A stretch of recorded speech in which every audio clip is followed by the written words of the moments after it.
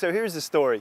Jumped in the truck, started it up, sounded like the batteries were a little weak, and went out to the trailhead anyhow. And I told my buddy, I said, hey, park my truck here, your truck here.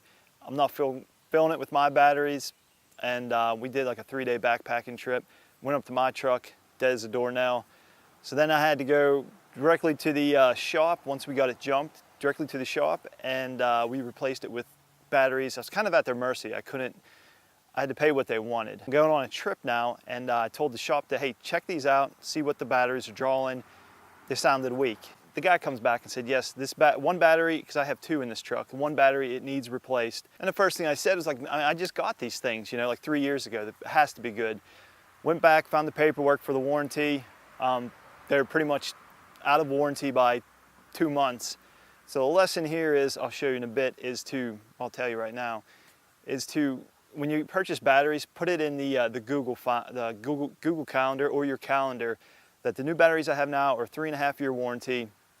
So probably about maybe 2 to 4 months, I set the alert, and that way I can plan when I'm getting an oil change, and I can go in there before the warranty expires and say, hey guys, listen, check these batteries, see if they're doing good. So that way, if they are low and they do need replaced, they're still under warranty. If I would have checked this out maybe 2 months ago, I would have had a free battery. The other one I would have had to pay for. This is, like I said, 2 batteries. When I replace them, I like to replace them the same time with the same type of battery. But it is also important that you go to a service station that you trust. The labor to put the batteries in, it's not free. It's just the battery. If they were under warranty, they would be free. It doesn't make sense to keep receipts until stuff fails. If it's covered under warranty and a price tag like these, usually these batteries here, I think were $120 a piece, $30 labor to put the batteries in. Yeah, sure, I can put the batteries in myself, but then you're dealing with the core, you're running back and forth. I'm already at the shop getting an oil change, so I said just put them in, you know. Sometimes it is what it is. It was an expensive day for me. It was $300. I could have saved probably $150 on that. So here it is. Okay, here's my receipt, and here's the warranty card. I take receipt and warranty card, and I fold them up like so. I take black folder that I keep underneath the seat of my truck, and somehow I'll undo it. I open up folder, and you can see a bunch of papers in here. And this is the best of my ability. I put it in chronological order. Any type of maintenance, anything I do with my truck, if it's like a purchase like the tonneau cover, if something happens to that, it could be under warranty, so I know where the receipts are. It's right here. They called up and said, hey, these batteries are pretty goofy, we need replaced. I'm like, that's, you know, probably under warranty. The receipt is here. And they were able to find that receipt, but the warranty was expired. So here goes warranty here. But it doesn't make sense to keep the receipts if you're not going to follow up with things like these batteries, okay? They got a 3-year lifespan. We can check them. The tonneau cover, the only time you can check that is if it gets ripped off, okay?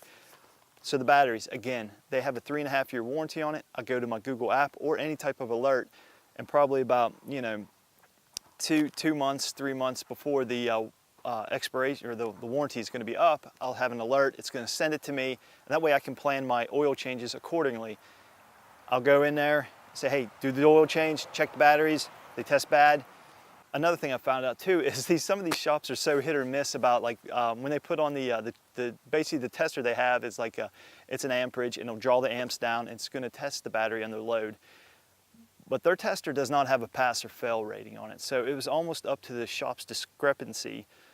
And that's why it's important to have a good working relationship with your shop. All right, so I hope you found this helpful.